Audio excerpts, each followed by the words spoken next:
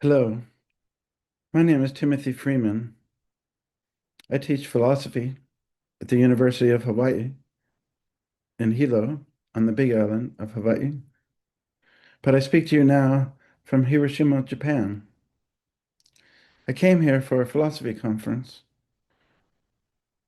The conference requires that we try as best as possible to keep our presentation to 25 minutes so that we can have time for discussion. So I'm going to present my presentation, but also take a little extra time to add some further reflection. So the conference was the 19th annual meeting of the Comparative and Continental Philosophy Circle, held at the Nanzen Institute for Religion and Culture in Nagoya, Japan, from May 28th to the 31st, 2026. My reflection today was simulated by a discussion that ensued the last time I taught the philosophy of Zen a year ago, after we read the legendary story concerning an exchange between the young monk Dongshan Liangzhe and his teacher Yunyan Tangshen. Considering the title, This Is It, Zen, Nietzsche, and the Looming Planetary Apocalypse, some might think that I'm just engaging in more doomsaying, but I don't think that's really the case. I think what I'm trying to do is get to what seems to me to be the essence of Zen and also Nietzsche's thought. And I think it is very much relevant to all of us today. Dongshan Liangzhe is recognized as having founded the Jiaodong school of Zen, better known as the Soto school in Japan. A story relates how, as a youth, he read the Heart Sutra and came upon the words, no eye, no ear, no nose, no tongue, no body. And he asked his teacher, I have ears, eyes, ears, and nose, and so on. So why does the sutra say there is none? The teacher was reportedly dumbfounded at the insight revealed by Dongshan's question and replied, I can't be your teacher. Dogen was influenced very much by Dongshan.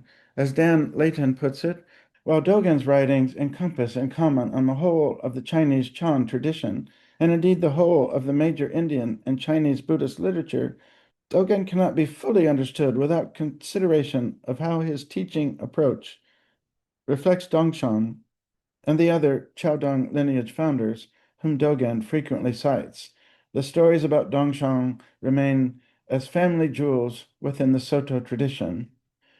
Dan Leighton's book, Just This Is It, Dongshan and the Practice of Suchness, is the primary source for this part of my reflection. Yunyan was Dongshan's teacher, and Leighton shares the story about their first encounter.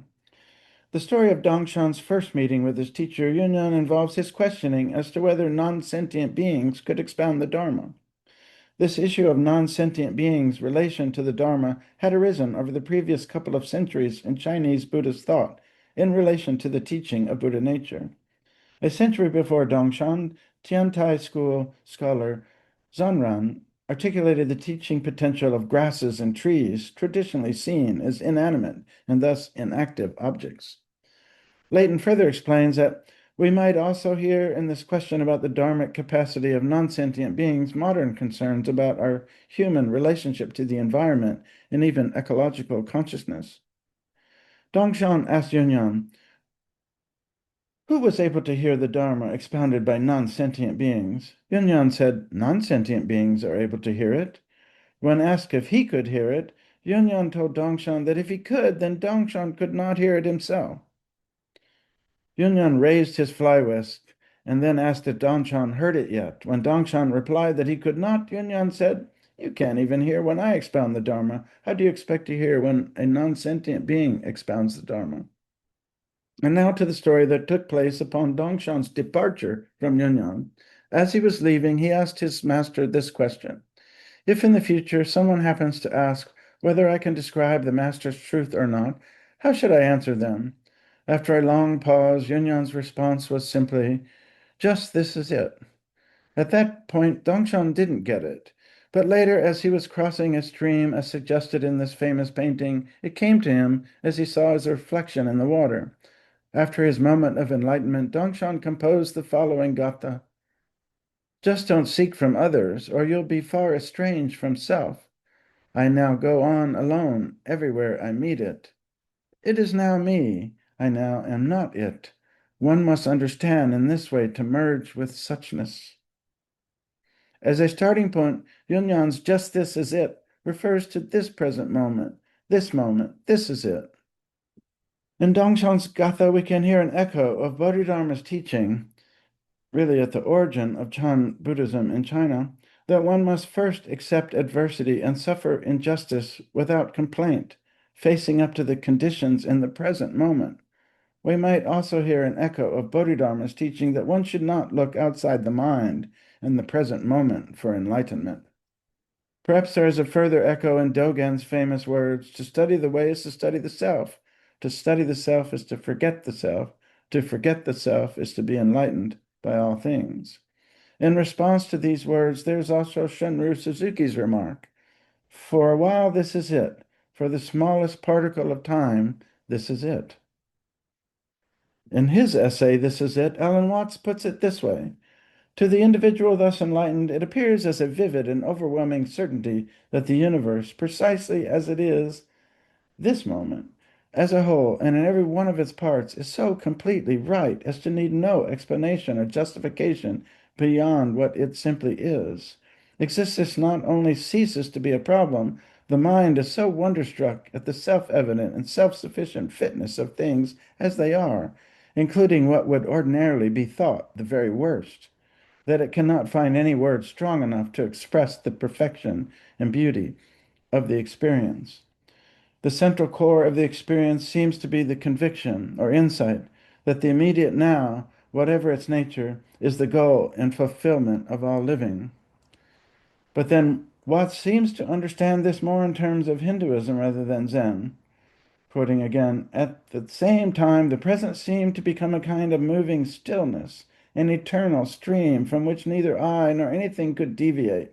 I saw that everything, just as it is now, is the whole point of there being life in a universe. I saw that when the Upanishads said, that art thou, or all is Brahman, they meant just exactly what they said. But the Heart Sutra expresses the central teaching of Mahayana Buddhism in the teaching of shunyata, or emptiness, that rejects this teaching from the Upanishads in holding that all the parts of the self, and indeed everything, all phenomenon, all dharmas, are empty of substantial inherent existence. Leighton starts his reflection by taking us back to Dongshan's childhood response to the Heart Sutra, where he explains, emptiness is not some thing that actually exists somewhere outside form, but emptiness is the way form is. All forms are empty, lacking any inherent existence. This is true for all other categories besides form and its various aspects, including sense perceptions, faculties, and organs such as eyes and ears. If the prajna or wisdom of the Heart Sutra is the insight into the emptiness of all dharmas, the experience of this wisdom reveals what is called in many Mahayana sutras suchness, tatata in Sanskrit. What does it suggest that just this is it involves merging with this suchness? As Donald Mitchell explains, to experience the suchness of things means to experience things such as they are, without superimposing views about them. That is, while one ordinarily views things as independent entities, experience suchness of things is to see the emptiness of this independence, to see things as they are dependently arisen. Now to return to just this is it and Dongshan's Gatha. Regarding the first line, just don't seek from others or you'll be far estranged from self. Leighton explains, Dongshan understands that he needs to realize this for himself, that Yunyan cannot just tell him this or give it to him. Regarding the second line, it is now me, I am not it, Leighton further explains. Gazing at his reflection in the stream, Dongshan could see that this image was him, yet he could not be reduced to the representation in the water. The relationship of the true reality to image, reflection, or depiction is at work in various ways here. These reflections are not themselves this ultimate reality, but suchness fully includes all images or depictions of it.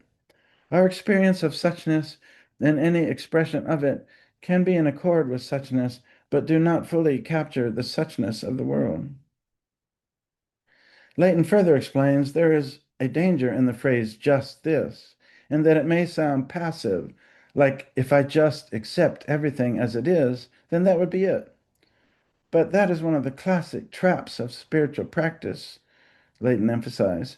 Just accepting things as they are, just going with the flow, and then whatever happens is fine, that does not work, and is not the just this that Dongshan is describing, because you are not it, but it actually is you, and involves and requires your response. I think that's the key point, that it requires your response. Leighton points out an ambiguity of the Chinese character for it in just this is it, and he calls to our attention an older translation which renders it just this person. Here he points out an echo of a phrase used in medieval China for a criminal to confess guilt in court. This suggests an element of personal responsibility in Dongshan's verse. Leighton continues, whichever version of Yunyang's statement and the pronoun involved is considered just this is it or just this person, his follow-up comment refers to the process of conveying teaching about suchness. After that statement of reality to Dongshan, Yunyang paused and added, you are now in charge of this great matter. You must be thoroughgoing. This admonition to take care of and preserve this teaching is at the heart of the tradition of Zen Dharma transmission ever since Dongshan.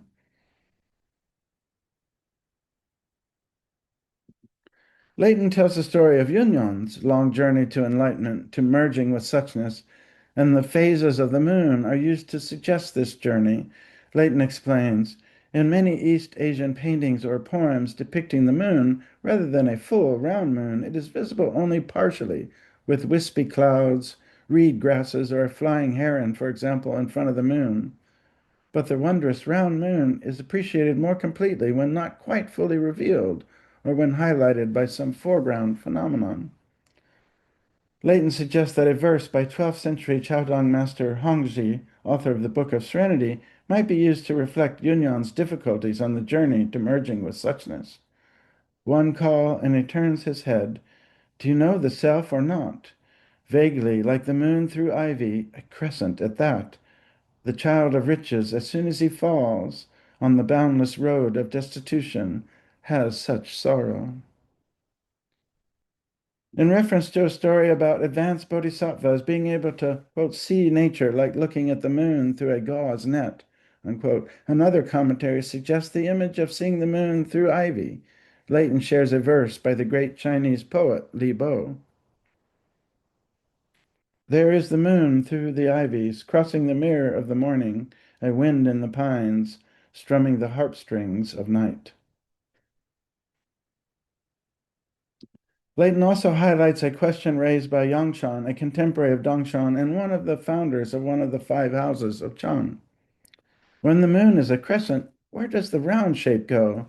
And when it is full, where does the crescent shape go?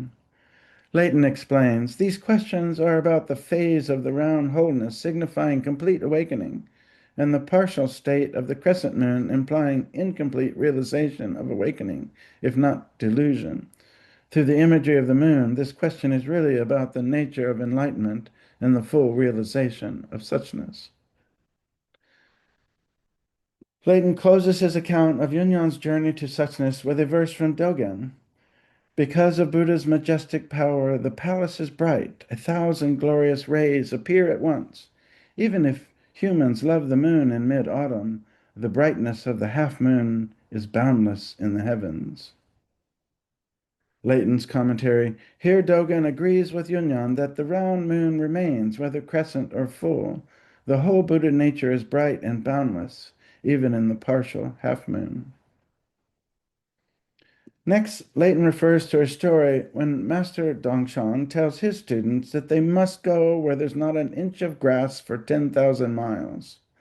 Leighton explains that the 10,000 grass tips are a conventional Chan expression for the whole phenomenal world. He goes on to explain, all the sense objects, our possessions, and all of our physical experiences are all just so much grass, or in effect weeds, as neatly trimmed grass lawns are not at all a feature of traditional East Asian culture. The unconditioned nirvanic realm is juxtaposed with the realities of the temporal world in which the grasses grow. But could one also see suchness as grasses, or grasses as suchness? Leighton continues to explain, in our time, the very mountains and rivers are under threat with climate change damage and mountaintop removal to harvest coal. But I do not think that is what Dongshan had in mind when he talked about this. He was concerned with suchness and how we meet the world. In his challenge to go where no grass grows for 10,000 miles, Dongshan is tricky, a challenging teacher.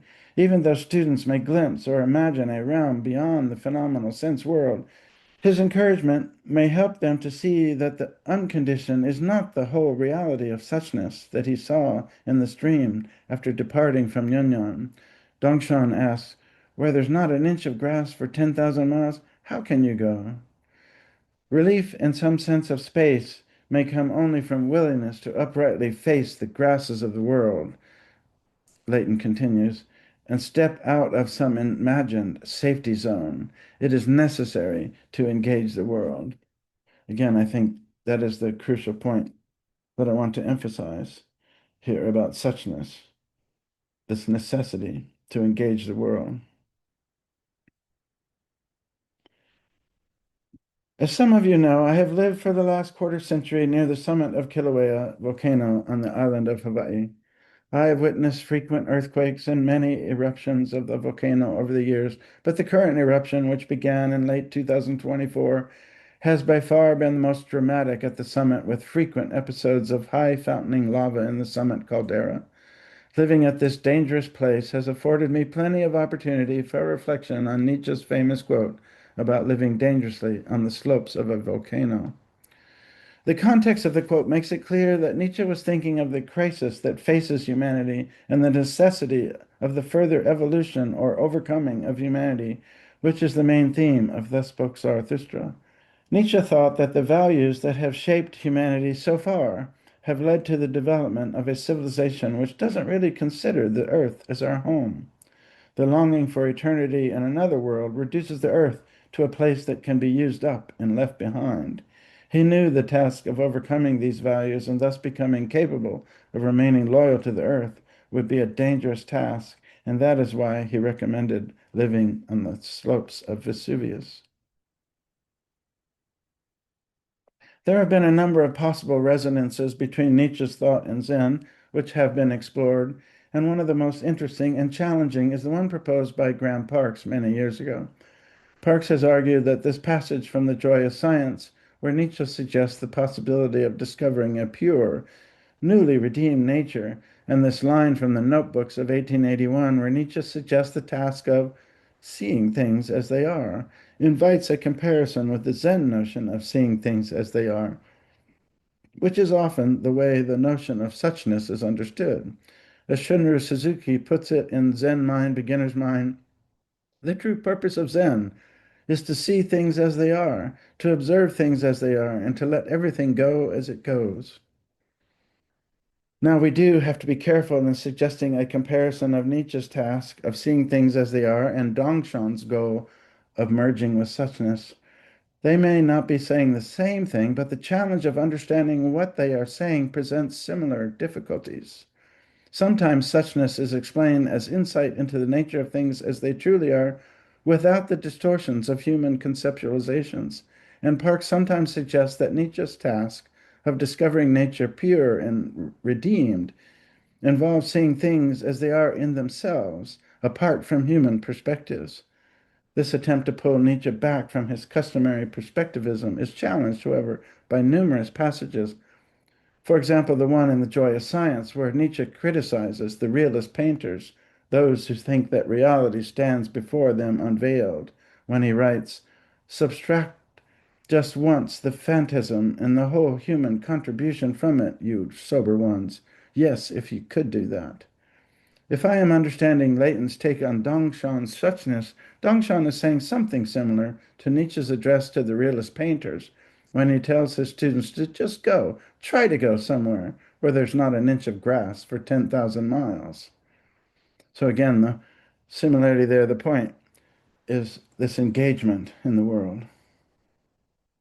So I will take a different tack in suggesting a resonance between Zen and Nietzsche's thought. First of all, when Nietzsche looks forward to being able to discover a pure nature, the German term reinen, translated as pure here, might be better translated in this context as cleansed.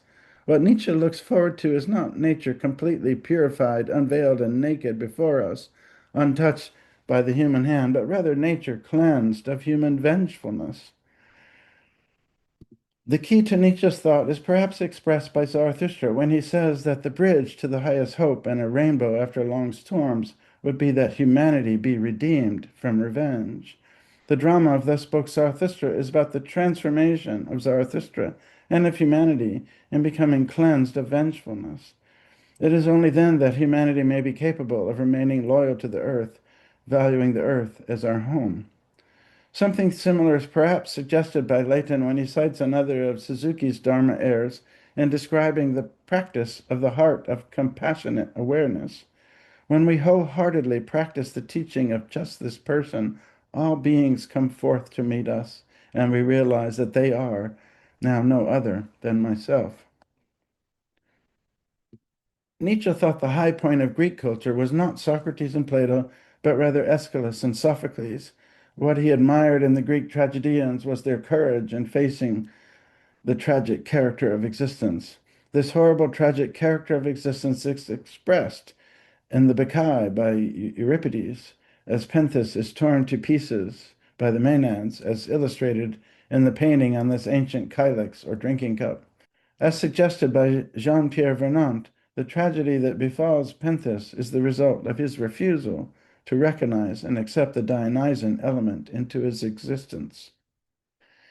In the tragedy Iphigenia at Aulis by Euripides, the tragic character of existence is aptly expressed by the young Iphigenia when she wonders why she has to die because the winds will not blow, while others are drowning at sea because the winds are too strong. Iphigenia is distraught and horrified by the tragic character of existence, striking out in anger at Helen for bringing on her fate. In The Birth of Tragedy, Nietzsche suggested that tragedy died by suicide at the hand of Euripides, influenced by Socrates in denying the tragic character of existence.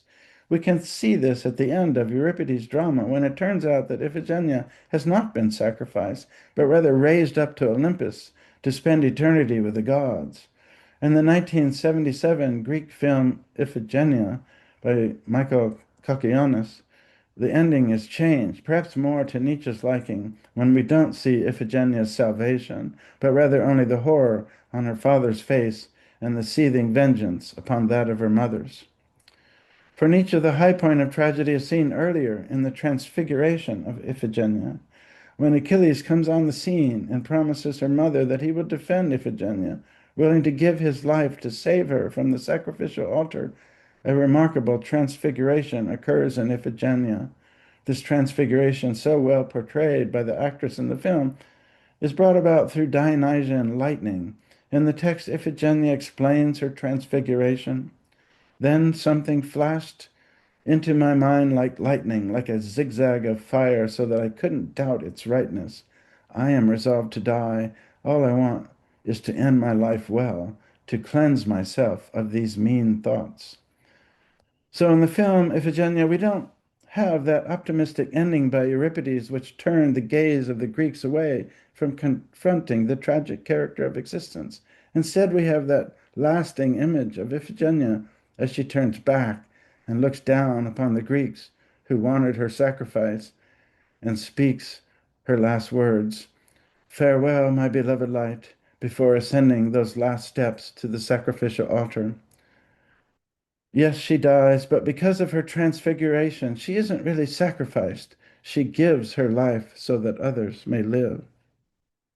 If Thus Spoke Zarathustra is about the further evolution of humanity overcoming the vengefulness that underlies the values that have rendered the earth a place that is not our home, the thought of eternal recurrence is the catalyst, the bolt of lightning that brings about this transformation. To say yes to this challenge of living as if one's life were to repeat over and over again for eternity puts the weight, the greatest weight, on the present moment. For Nietzsche, the problem posed by the tragic character of existence, the problem of time and time's passing, is the problem of suffering, not wanting this present moment, wanting to be somewhere else, caught up in nostalgia for the past or hope for a better future. To say yes to this challenge of living as if the present moment were to eternally recur, one would have to have overcome the problem posed by the tragic character of existence, the problem that leads to suffering and vengefulness in the soul. It may just be a thought experiment, perhaps even a joke, but Nietzsche presents it as a thought that could change humanity and open up a different way of being. The thought of eternal recurrence is closely related to the thought of amor fati, the love of fate, which Nietzsche presents here as a New Year's resolution, not something that he claims to have already accomplished, but a resolution for the rest of his life, for every moment to come, to accept whatever happens as necessary. The suggestion is that if one could become capable of seeing everything necessary as beautiful, one could become capable of making everything beautiful and affirming life instead of denying it and longing to be somewhere else. One might become capable, as suggested in Zarathustra, of becoming like the sun, which bestows its light with boundless generosity. The Kyoto School philosopher Nishitani recognized the connection between Nietzsche's thought of eternal recurrence and the resolution to become capable of amor fati, and this is where he suggested Nietzsche's thought comes closest to Buddhism and especially Mahayana and the standpoint of shunyata. He further suggests that with this thought of eternal recurrence, we, quote, seem to be breathing here the same pure mountain air that we felt in approaching the standpoint of Dogen through the words, I now while away my time, accepting whatever may come. Have I been understood? Dionysus versus the crucified. Nietzsche closes his autobiography with these last words, which might be regarded as Nietzsche's last words, the last words he submitted for publication under the name of Nietzsche. The two passages leading up to these last words suggest what he meant by this opposition. The conception of a vengeful God, one who would condemn any sentient being to burn in hell forever and promises eternal reward in another world for the faithful, is for Nietzsche just a human projection, a projection of the vengefulness in human beings. This leads to one of Nietzsche's best jokes, in my opinion. In response to the claim that man is one of God's mistakes, he retorts that perhaps God is one of man's. The image of the crucified in Nietzsche's last words is the symbol of Christianity, the conception of this vengeful God, the promise of eternal reward in another world, and the values which, quote, devalue the only world there is, so as to leave no goal, no reason, no task for our earthly reality. Dionysus, on the other hand, represents the transformative power of art, the lightning bolt of eternal recurrence, the affirmation of this life, redeeming the earthly reality through the transfiguration of humanity. In closing, I would like to return to the summit of Kilauea. It has been incredible to witness this tremendous force of nature. The roar of the fountaining lava is sometimes deafening, and one is often reminded of just how dangerous it is to live on the slopes of a volcano. There are times when I have thought that any moment could be the last. I was recently reminded as we passed the 46th anniversary of the eruption of Mount St. Helens of the last words of the volcanologist David Johnston as he called in the first report of the eruption and said, Vancouver, Vancouver, this is it, just as he was swept away by the lateral blast. The thing is, we are all living dangerously these days as humanity threatens to end life on Earth, rendering the Earth uninhabitable. We all still live under the nuclear sword of Damocles, as President Kennedy eloquently put it. And obviously, the Japanese people understand this better than anyone else. I feel a great sorrow as I don't think the use of nuclear weapons then or could ever in the future really be justified. I agree with President Kennedy when he said that, quote, the weapons of war must be abolished before they abolish us. To be honest, I think that's really the reason why they killed him. I mean, the military industrial complex, the CIA, whoever it was that took Kennedy out, it was because He wanted to change our whole posture to war and peace, as expressed in that famous peace speech in the summer of 63, a few months before his assassination. In any case, if the Earth were really understood as our home, nuclear weapons would be unthinkable. But now we know that we are all living under a different sword of Damocles as well, which may render the planet uninhabitable, and that is the problem created by the burning of fossil fuels, which powers modern civilization. The Earth is heating up dramatically, and the evidence is overwhelming that this is due to the insatiable greed that drives our civilization. It is also clear that 90% of the global warming is going into the oceans. A recent study in a reputable scientific journal at the beginning of this year calculated how much the oceans are heating up. They came up with an astounding number. In 2025, the oceans warmed up over the previous year a total amount of 23 zettajoules of energy. This turns out to be equivalent to the heat energy of 12 Hiroshima-sized bombs going off in the ocean every second for the entire year. A few years ago, I had reported at another conference that it was only 7 Hiroshima-sized bombs.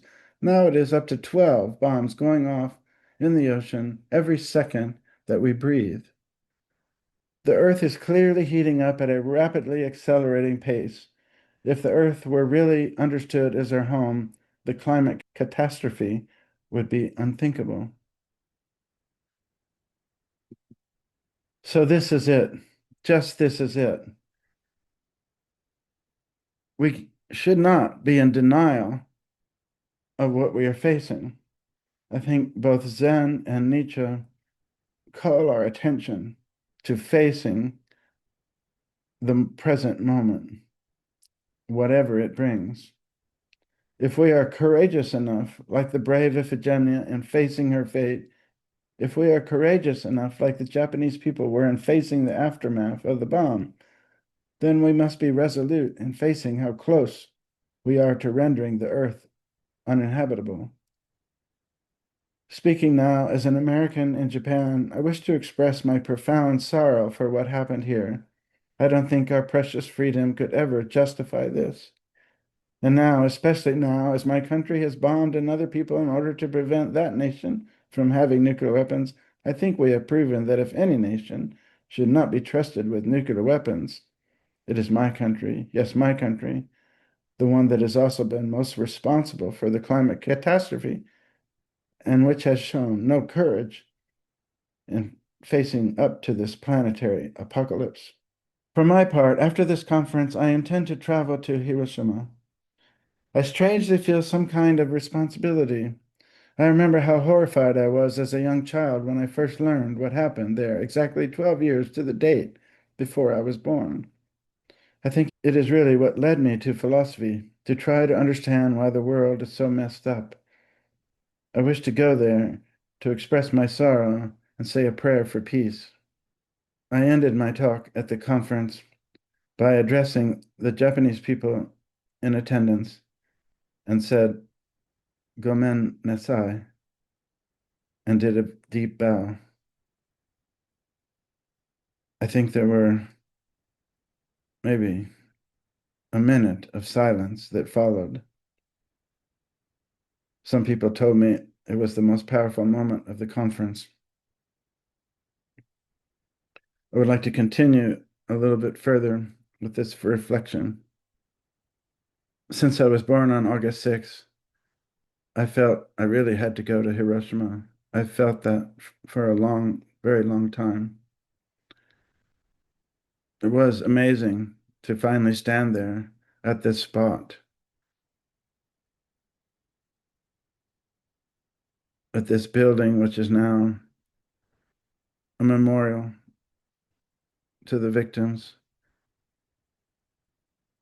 and a promise or a resolution to live peacefully so that this shall never happen again.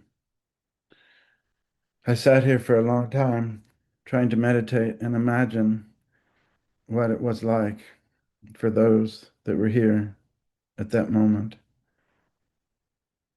people going to their jobs. It was 8:15 in the morning. Students were already in their classrooms beginning their lessons. Somewhere, I'm sure, there were people sitting in meditation. I know that so many people, Americans, think that it was necessary, that it was somehow justified. The argument being that if we didn't drop the nuclear bombs on Hiroshima and Nagasaki, American forces would have had to invade Japan, and many more Japanese people, as well as American soldiers, would have had to perish. Personally, I don't think that is the case. Japan was already defeated. I think it was one of the worst mistakes FDR ever made. I think he was a great president in so many respects, but it was one of the worst mistakes he ever made that he never told Truman, his vice president, about the bomb. I think this is partly because he didn't really respect Truman. Truman was thrust upon him when his own vice president for the three previous administrations was rejected. And of course, FDR was very sick and close to death at the time. But he never told Truman. And I can't imagine how difficult that must have been to become president and find out about this weapon. Obviously, that was a terrible responsibility. And he really didn't have enough time to really think about it. And the military generals were pushing this idea that they had to end the war with dropping these bombs. I think partly we dropped the bombs, the military dropped the bombs because they wanted to show the Soviet Union, the communists, what we had. Even if the first one was justified, which I don't think so, how can you justify the second one? I have a friend who tells me that his father would have been part of the invasion force if the bombs hadn't have dropped. His father might well likely have been killed in the invasion of Japan, and he might have not even existed. I can understand that. But I guess I feel that if my existence depended upon the incredible suffering of these people, especially the children, I would rather not exist. Of course, my friend has a beautiful wife, and that would be hard, to think for her not to have had that opportunity, which is not the case with myself. Of course, it was a terrible war. The Japanese military did terrible atrocities in China and elsewhere. And of course, they attacked Pearl Harbor. But I really think we really have to question our whole approach to war and peace, again, which is what President Kennedy did in the peace speech in the summer of 63, just a few months before his assassination.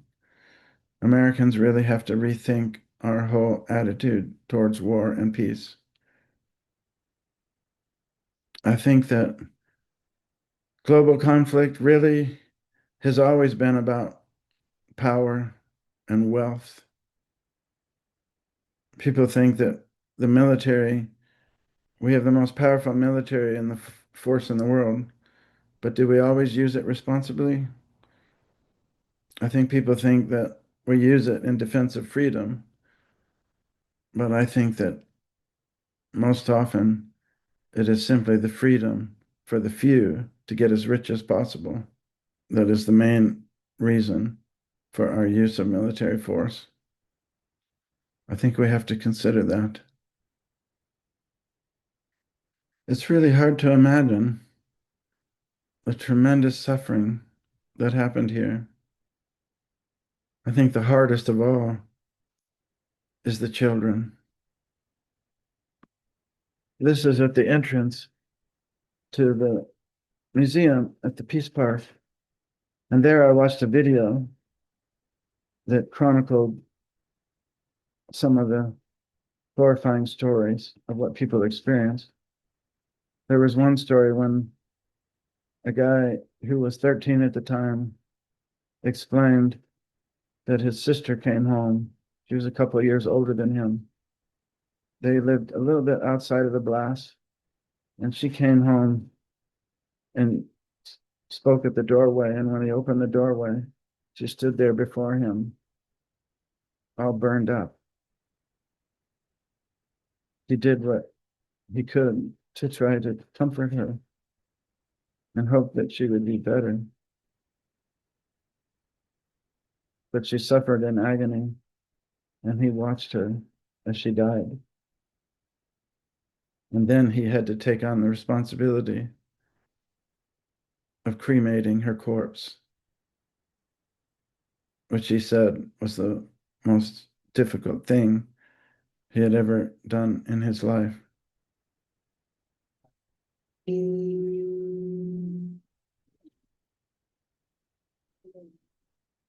is an amazing thing to be here.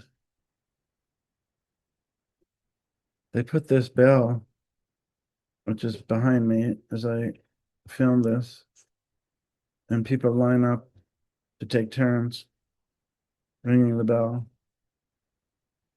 It was amazing while I was here. So many children coming here to see this. It must be children all over Japan come here to learn and see what happened. Just this is it.